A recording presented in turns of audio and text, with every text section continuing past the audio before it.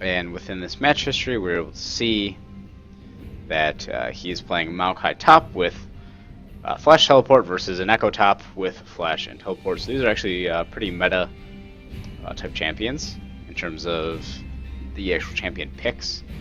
And we'll just sort of look ahead and see what it was that he sort of built on Maokai, and then some of the changes that we might see. So he has ability power quintessences, magic penetration marks, flat armor, flat MR. I think this is a pretty standard rune page. It's almost a mid laner page in a way, so I don't know if that's how it is designed to go. And again, someone like an Ekko, flat magic resist makes sense, and having a little bit of extra ability power plus magic pen is a good way to trade, even if it is, let's say, one arcane smash, or you just putting a couple of sapling tosses out there to clear waves. Duran's ring plus potions, overall that seems pretty good. So runes, I give you, reasonable expectation. And for the masteries, we see 12 points ferocity, 0 points cunning, and 18 points resolve, giving yourself the grasp of the undying, tenacity, overall healing. Everything seems pretty good. What I will say in terms of the masteries for resolve, and let's just go ahead and pull this up as we're thinking about it. I would probably maybe build it a little bit different. When I say sort of building it different, I'm really just thinking of instead of putting points into recovery, maybe putting points in unyielding. So recovery allows you to gain HP throughout the matchup, whereas something like unyielding, the other talent, allows you to get bonus armor and magic resist, which is 5%, and that obviously scales up with the rest of the items that you have. Additionally, you pick Explorer as opposed to Tough Skin. I would probably go with, well, I think both are probably fine. Explorer makes sense if you're ganking, if you are a jungler or if you're a support. I'm not sure that you're going to get a lot of the value out of it as a top laner, because you probably won't be... The only times you're going to be going into the different interactions with people will probably be just teleport, or maybe you'll run through lane. So, other than that, everything else seems pretty standardized. Maybe instead of getting swiftness, going for Legendary Guardian, but I think that's up to you and what you think is appropriate. Do they have a lot of CC on their team? They have a fair amount of CC, so in big team fights, this idea of swiftness might actually add up the tenacity plus resist.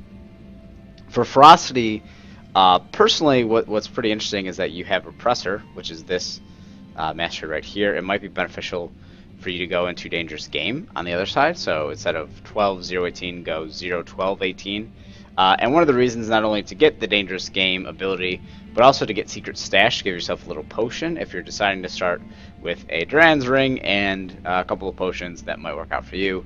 And it seems as though Ekko is starting with a Corrupting Potion. So really up to you. You have Teleport. I imagine you're going to be spending a lot of time in lane, so Corrupting Potion might also be a viable option, although I think Duran's Ring is the one that makes most sense. So that's pretty much it for the preemptive stuff at the start of the game here. So let's actually hop into the game itself and see what it is that you do well, and maybe even some things that you could improve on for the most part. And we're going to go ahead and start all of this. Everyone sort of running the lane. You go up top. You come over, hang out at blue. You haven't leveled anything up yet. You could probably go sapling just to scout a little bit, get some vision. But for the most part, I think you're just hanging out, waiting for this to start. We see that Ekko's actually giving a leash to Zac, which is very interesting. Not much that we could actually surmise from that at this point in the game. So as we're standing here, we're trying to see, are they... is there anyone in sight that can contest this? And for our purposes, the first time that we auto-attack a minion, especially when the first person that auto-attacks it actually starts to push out that wave in a way. So as you're not seeing Ekko, one of the things that you want to recognize is that you might want to play a little bit more defensive. You're not really sure how the Ekko is going to play, aggressively or defensively. And you also know that there's Zac jungle, so unless you have really good vision, he could actually gain from pretty far away. So I'd recommend just not pushing this lane and just sort of waiting to last hit it. But once we finally see the Ekko coming through, we see that you level up your Q, which is your Arcane Smash. It is a nice way for you to disengage as sort of these encounters come through. You could actually even go for it right here. You go for the last hit. So everything seems to be pretty standardized with the lanes. He's using his mana quite frequently to sort of harass you, and you're able to actually use your Arcane Smash to get a little bit of harassment back as well. I would probably go for the sapling for level 1, not only just to scout, but also to kind of be annoying. You guys hit level 2 at the same time, and let's just think about what it is that you want to do. So you actually go for a Twisted Advance, your W first, as opposed to going for your Sapling Toss. I think this is going to be fine. One of the things that I would probably preempt with a lot of these comments is that when you take the Twisted Advance, it can actually be used as a tool to run away. So let's say that you're chasing the Ekko up here, you guys are low life, the Zac magically appears. You can actually use the Twisting Advance to hop to a minion of the enemies and then get yourself out there. So that's just something to think about. But as we are standing in this exchange, up to this point, let's actually just move you guys around for simplicity's sake. Up to this point, you've been in lane a little bit longer, and Ekko has 1 CS up on you. I imagine that will change here. You decide to hit him with the Arcane Smash, and actually use your Twisting Advance. So you're going to get hit a second time by this ability. And as a matter of fact, you have sort of this Grasp of the Undying. It gives you a little bit of health back. But we see that this Ekko's auto attacks are actually starting to take quite a bit of toll on you. And at this point, you actually have decided to use a potion. Ekko has used the potion as well. So let's sort of take stock as to what's happening within this sort of preliminary exchange. We see that you are at a much better position than the Ekko. This is one of the things that I was saying before. Having a Sapling Toss, you can consistently sort of harass him from afar. In my mind, the thing that I would be thinking of right now is how can I all-in him level 3? And right now, that would be sort of just using all of your abilities on cooldown as fast as you can. So even pushing the lane into him, just to get a couple of extra hits off on him as well. Twisting Advance is a good way to sort of get on him and use the Grasp of the Undying. You want to make sure that he's not getting these sort of free hits off on minions. He hits level 3 before you. And there's really not much that you can do for him to contest the final cannon minion and the other minions too. So at this point, you actually, second time that you've taken his Q on the way back, you are down a level, and so you're going to need to pretty quickly push this in to get your Sapling Toss so that you can actually have a little bit of extra HP and mana. You're missing some of the CS, which is probably just a byproduct of you trying to stay in lane, stay focused, also not dying. So the advantage lead of the CS is actually in Ekko's favor, but you have a bunch of minions coming your way. So the big point here is try not to die, if at all possible, because you'll miss a huge minion wave. And the goal is obviously nice, but another nice part of this is also the experience. You don't actually bite on his stun. You miss CS, you're going to miss this one as well. You're going to miss a couple here unless you Arcane Smash. And you're able to secure that. So 14 to 14, you see that Ekko backs. You call Mia pretty much right away. So far so good. You're clearing out a bunch of these minions. And you've made the decision to sort of stay in lane. I'm not sure if this is a decision for you to stay in lane just because you want a little bit of extra gold before you go back and teleport.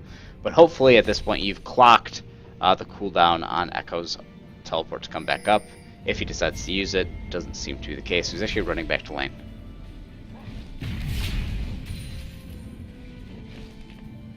At this point, you want to think about the overall minion push. You know that your minions are going to be pushing into him, so you have to make a decision. Are you going to teleport back to base, and then are you going to sort of recall back to base, and then walk up, or are you going to teleport up? And if you do teleport up, that actually sort of infringes on you being able to maybe make a play across the map.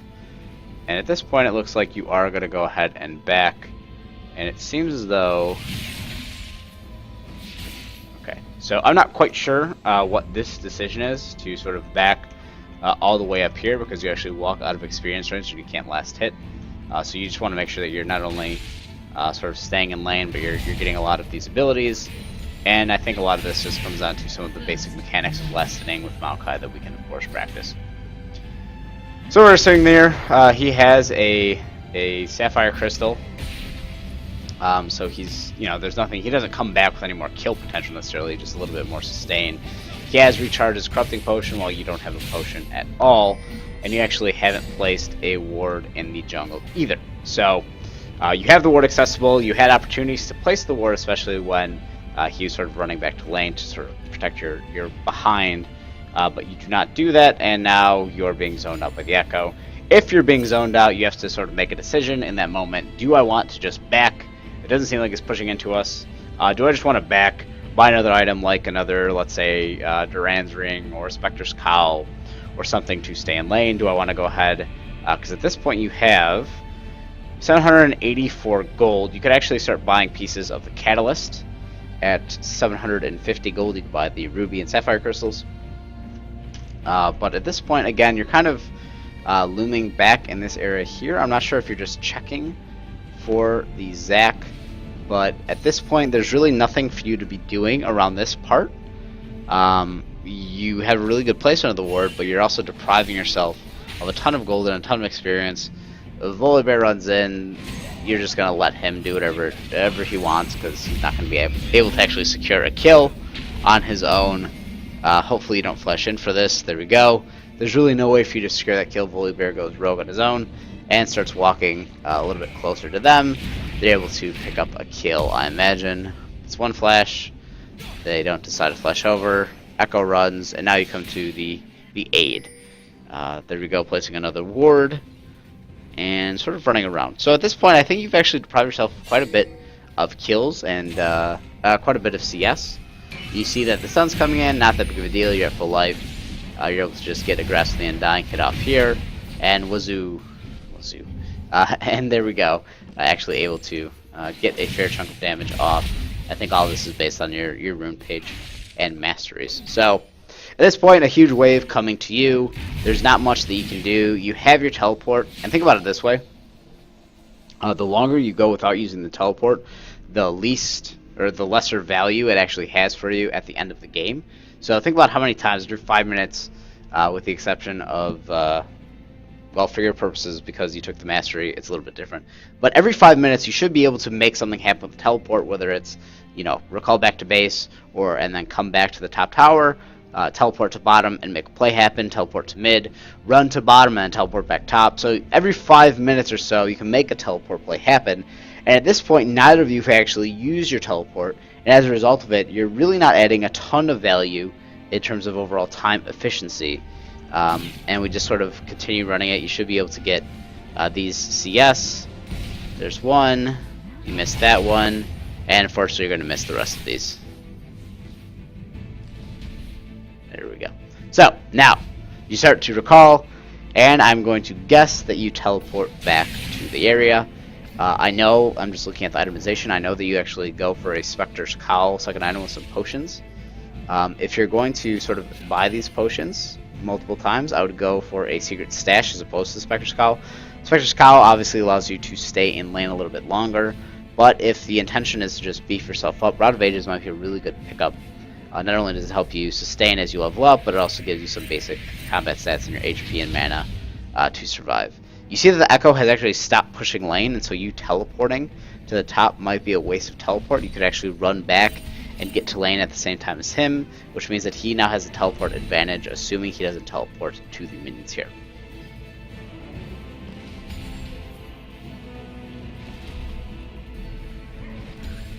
So far, so good.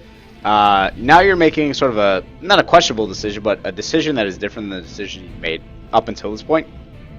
You're starting to auto-attack the minions and push the minions into Ekko.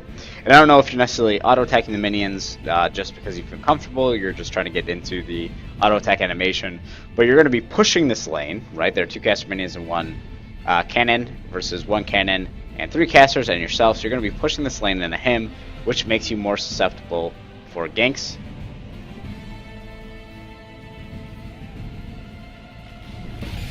Still no sight on Ekko. I would probably be pinging this for my team. There we go. Good ping. And we're just trying to see where it is that Ekko decides to theoretically ward. He wards over there. You actually don't have a ward, so you're not able to see it. And you push this in. Now, you've basically pushed in this entire wave. But what does that accomplish for you? At this point, we're thinking about what can we do with a fully pushed in wave. Well, once we fully push in a wave, it actually unlocks the map for us in a lot of ways. Because we could theoretically teleport to, let's say, bottom, look out for a gank. We could go maybe roam mid and try to make a gank there and happen to teleport back to top lane if we so choose. But for your purposes, you teleported a lane just to push that lane, and there's nothing that you can do to really make a contribution otherwise. And so you're kind of in this weird limbo as to, what in the world do I do? You place a ward in the tri-bush, that's fine, and you kind of walk by in a lane. You're trying to analyze what it is that Ekko has built. You have the level advantage on him, although that will change relatively soon.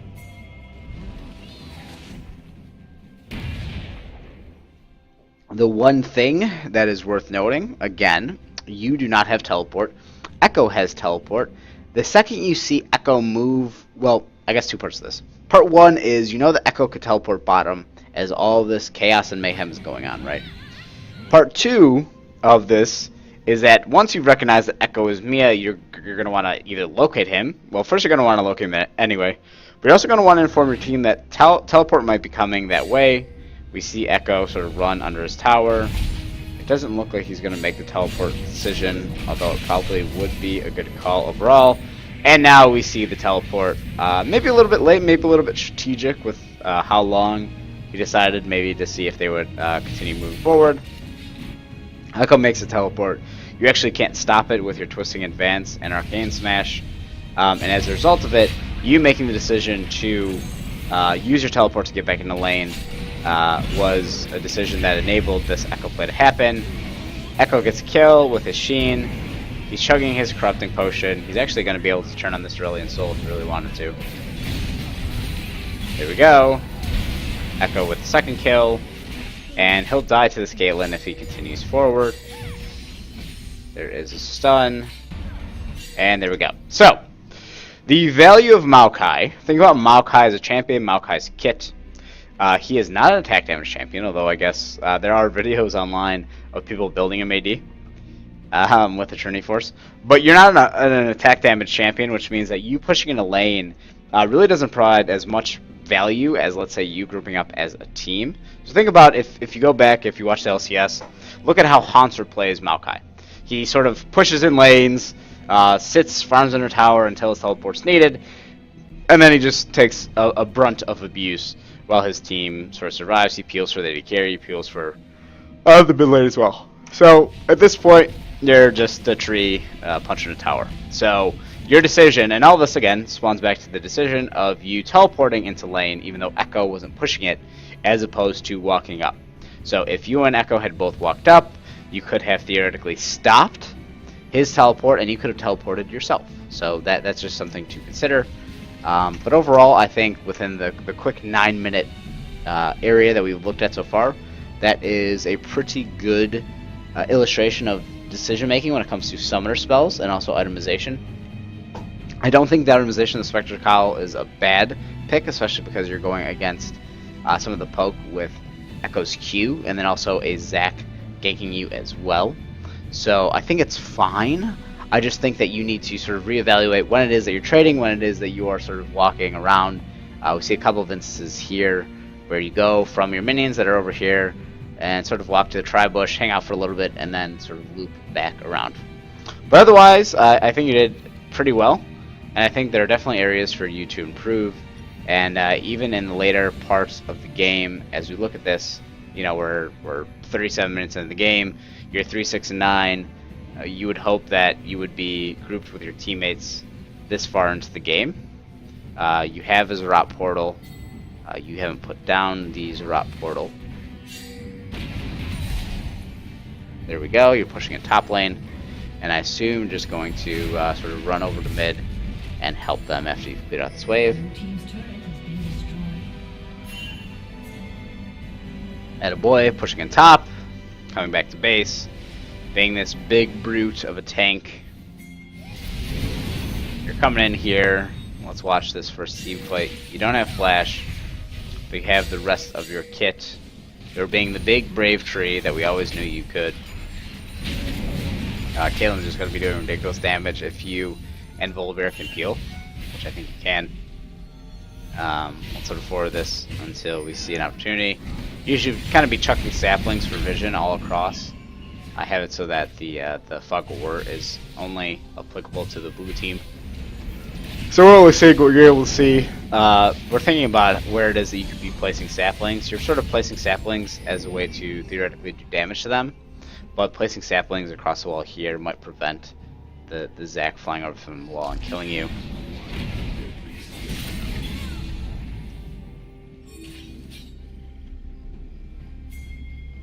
We're starting to diverge a little bit away from your team, so you can head out a little bit further, which could theoretically open an opportunity for them to gank your teammates, but overall you're really tanky.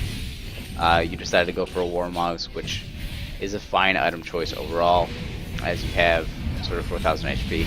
We're just trying to figure out you just auto-attacking, throwing saplings. I imagine relatively soon you pop your ultimate and Twisted Advance onto the enemy Ezreal if you're given the opportunity.